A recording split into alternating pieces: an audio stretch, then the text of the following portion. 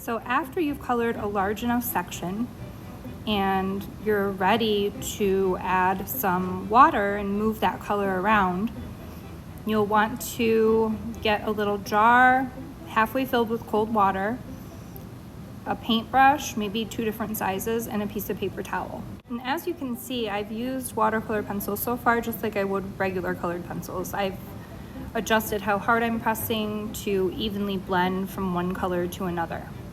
The reason we want to use watercolor pencils over regular colored pencils is that water will help move that color around a little bit and help even further blend it and fill in blank areas that you may have missed while you were coloring.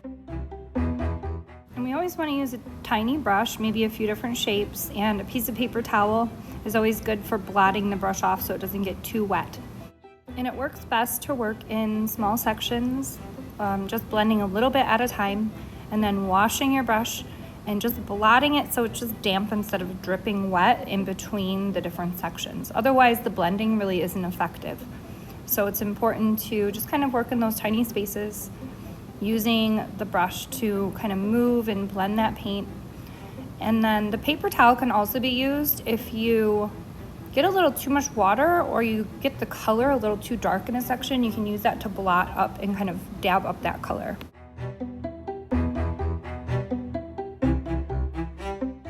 And lastly, what's really important is once you've added water to a section today, don't go back into that section and try to draw back on top of it today because it will ruin your paper. And then the other big mistake I see people making is they overwork their paper. So they tickle and blend so much that their paper starts to kind of fall apart and you see little fibers of the paper coming up into the brush and onto the surface.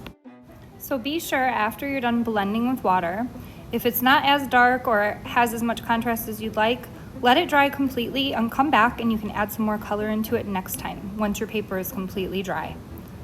And don't overwork a section, just blend a little and then move on and then see how it looks once it's dry.